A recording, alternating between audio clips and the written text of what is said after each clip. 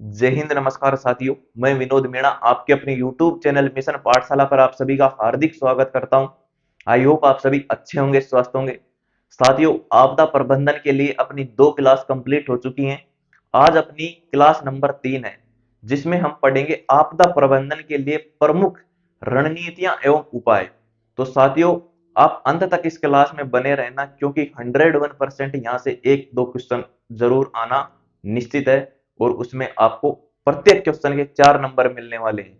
ठीक है, और अपने सभी साथियों तक इस वीडियो को शेयर कर देना, ताकि उनका भी भला हो सके। इस 5-10 मिनट के चक्कर में आप अपने 4 या 8 नंबर ना गंवाए, क्योंकि अगर यहाँ से एक भी क्वेश्चन आता है, और आएगा क्वेश्चन, तो 101% प्रमुख रणनीतियां एवं उपाय ये टॉपिक दिया हुआ है। इसके अलावा कुछ भी नहीं पूछा जाएगा। मैंने पूरा है जो आने वाला है पेपर में वो लिख दिया है। इस क्लास में अपना टॉपिक रहने वाला है रणनीतियां एवं उपाय। सबसे पहले बात करते हैं आपदा के स्तर। आपदा के स्तर किस आधार पर इन स्तरों को विभाजित किया जाता है वो मैं बता देता हूं आपको। सबसे पहले प्रभाविकता, यानी कि कौन सी आपदा ज्यादा प्रभावित करती है, कौन से स्तर में आने वाली आपदा, और फिर कम, फिर उससे ज्यादा, फिर उससे ज्यादा। यानी कि इन स्तरों को विभाजित किया गया है 3 भागों में। सबसे पहले देखिए आपदा के स्तर, इनको 3 भागों में विभाजित किया गया है 2001 की रिपोर्ट के अनुसार। ये 3 जो इनके स्तर होते हैं वो कौन कौन से होते हैं? L1, L2, L3। ठीक है, सबसे पहले बात कर लेते हैं L1।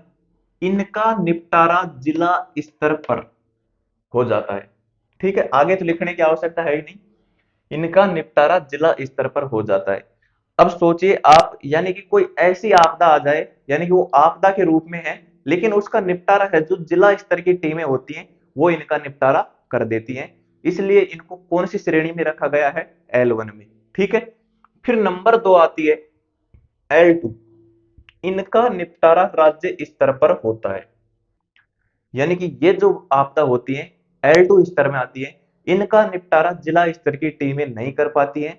इसलिए राज्य स्तर की जो टीमें होती हैं वो इनका निपटारा आसानी से कर देती हैं। इसीलिए इनको कौन सी श्रेणी में रखा गया है?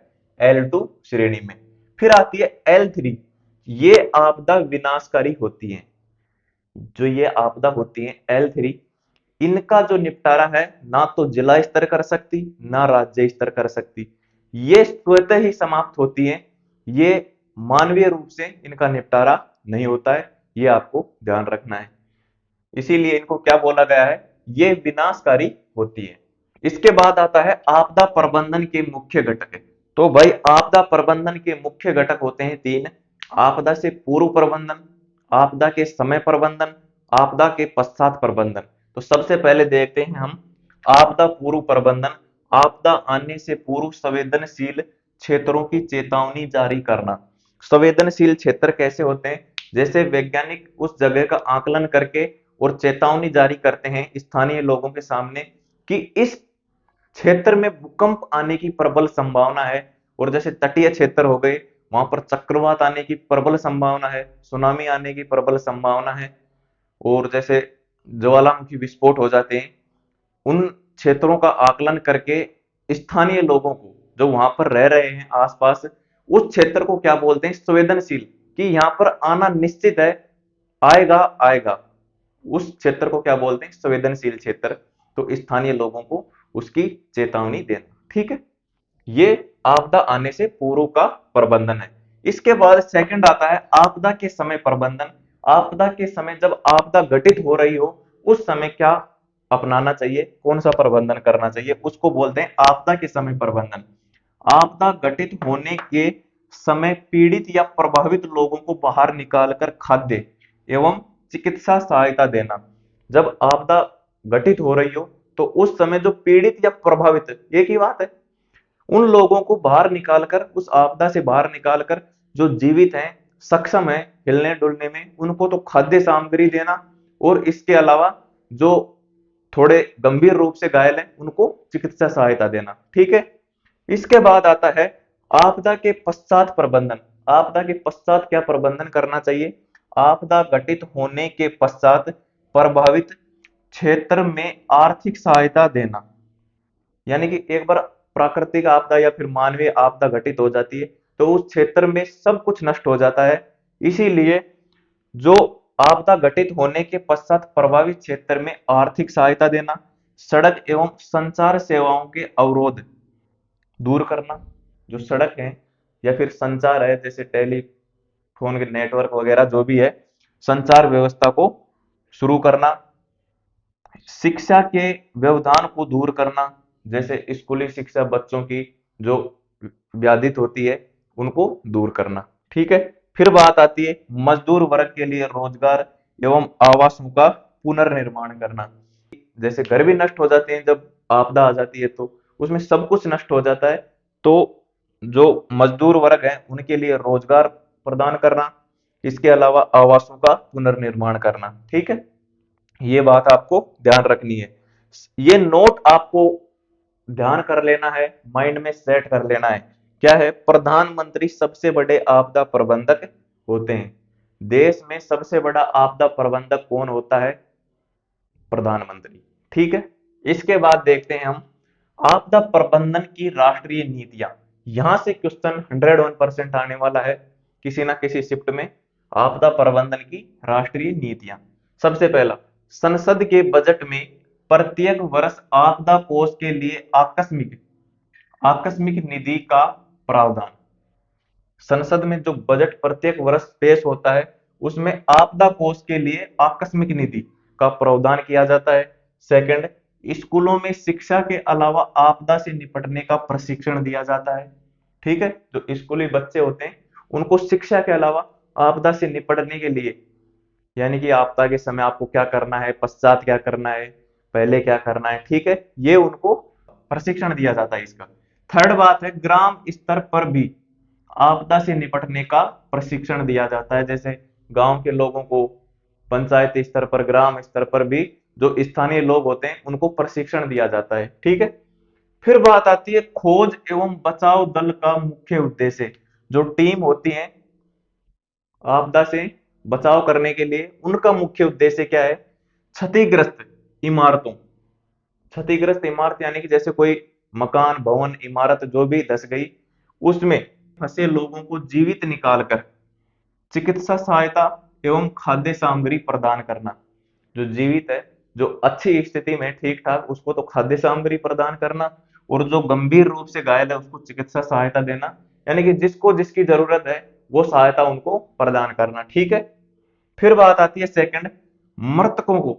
भाई सीधी सी बात है, यानी कि आपदा आएगी तो उसमें मौतें भी होंगी, इसीलिए बोला गया है मृतकों के शवों की सुपुर्दगी एवं निपटारा करना, उनको उनके घर वालों के सामने सुपुर्द करना और उनका निपटारा करना। फिर लास्ट बात आती है खोज एवं बचाव दल के मुख्य कार्य। खोज एवं बचाव दल के मुख्य कार्य, उनके कार्य क्या होते हैं? ये तो है उनके उद्देश्य, और ये है खोज एवं बचाव दल के कार्य। सबसे पहले प्रभावित इलाके का सर्वेक्षण करना। जिस इलाके में आपदा आई है उसका सर्वेक्षण करना। सेकंड, घटनाओं पर प्रत्यक्ष नजर रखे। जब आपदा आती है तो उस समय वहां पर क्या हो रहा है, क्या घटित हो रहा है, कि किसकी वजह से ये आपदा आगे बढ़ रही है या किसकी वजह से ये आपदा रुक सकती है, इन पर वहां पर प्रत्यक्ष रूप से नजर रखनी चाहिए। स्थानीय लोगों से संबंध बनाए रखे। जो वहां के स्थानीय लोग हैं, वहां उनसे संबंध बनाए रखें। स्थानीय लोगों से संबंध बनाना क्यों आवश्यक है? क्योंकि उस क्षेत्र के बारे में वो वहां के लोग जानते हैं कि किधर क्या है, किधर क्या है, इधर जंगल है, जैसे आग लग जाती है, वो भी एक वही है, जंगल में आग लग जाती है, वो भी एक प्राकृतिक आपदा है या मानवीय आपदा भी हो सकती है। मैंने आपको शुरू वाली क्लास में पढ़ाया था। तो वहां के लोगों को ही पता होता है किधर ज्यादा जंगल है, किधर ज्यादा लग सकती है, किधर कम लग सकती है ना। तो स्थानीय लोगों से संबंध बनाए रखे। फिर 4 नंबर पर आता है प्रभावित क्षेत्रों की रिपोर्ट देने से पहले अच्छे से विश्लेषण कर ले। जो टीम होती है वो आगे भी अधिकारियों को उच्च स्तर पर रिपोर्ट देती है, तो रिपोर्ट देने से पहले वो अच्छे से उसके बारे में विश्लेषण कर ले कि ये रिपोर्ट सही है या गलत है। गलत रिपोर्ट नहीं देनी है, चाहे टाइम ज्यादा लग जाए, लेकिन रिपोर्ट है जो एकदम सटीक और सही देनी है। फिर बात आती है आकस्मिक प्रबंधन के मुख्य घटक। जो आकस्मिक प्रबंधन के प्रमुख घटक कौन कौन से होते हैं? एकदम अचानक जो घटना घटित हो जाती है उनके प्रबंधन के लिए मुख्य घटक कितने होते हैं? तीन। कितने होते हैं? तीन। वो कौन कौन से होते हैं? स्थानीय प्रशासन, जिसमें जिला स्तर की टीमें आ जाती हैं, वो क्या होते हैं? स्थानीय प्रशासन। स्वयंसेवी संगठन, जो गांव में कुछ संगठन बने होते हैं स्वयंसेवी, वो भी उसका निपटारा कर सकते हैं, जैसे कोई छोटी मोटी हो। यही होते हैं मुख्य घटक शुरू वाले तो। स्थानीय प्रशासन, स्वयंसेवी संगठन, स्थानीय या गांव या मोहल्ला। स्थानीय किसको बोलते हैं? गांव या मोहल्ले के लोगों को।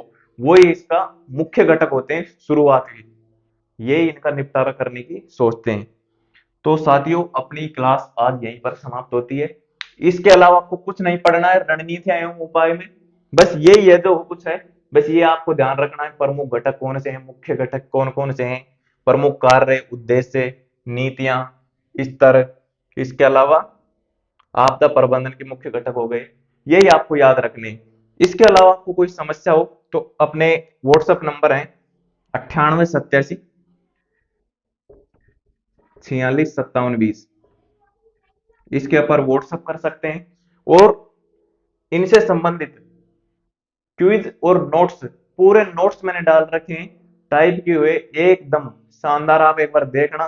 टेलीग्राम पर जाकर, अपना टेलीग्राम चैनल है मिशन पाठशाला।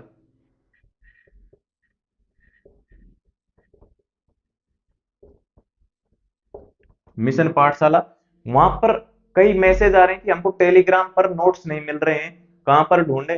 तो पहला ही मैसेज वहां पर पिन किया हुआ, उस पिन के ऊपर दबा देना। तो वहां पर जैसे ही आप पिन के ऊपर दबाओगे तो नोट्स आपके सामने आ जाएंगे, उसको डाउनलोड कर लेना।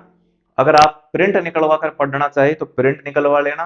प्रिंट निकलवाना ही एक आपके लिए सही रहेगा, मोबाइल में इतनी देर नहीं पढ़ सकते। 30 पेज के नोट्स हैं, ये मैं क्लास के माध्यम से पढ़ा देता हूं आपको, लेकिन नोट्स मैंने पूरे प्रोवाइड करवा दिए हैं आपको। तो वहां से आप नोट्स निकलवा सकते हैं, बिल्कुल निःशुल्क है, घबराने की आवश्यकता नहीं है। कोई भी समस्या हो तो इस नंबर पर व्हाट्सएप करें। और टेलीग्राम चैनल है ही मिशन पाठशाला। यदि आपको नहीं मिलते हैं नोट्स तो इस नंबर पर आप व्हाट्सएप मैसेज कर दे, मैं आपको डायरेक्ट व्हाट्सएप पर उसको सेंड कर दूंगा पीडीएफ को। और कोई बात हो तो आप कमेंट करें, मैसेज कर दे, लेकिन घबराने की बात नहीं है। अच्छे से तैयारी करते रहो और मस्त रहो। ठीक है साथियों, आज के सेशन को यहीं समाप्त करते हैं। जय हिंद, जय भारत।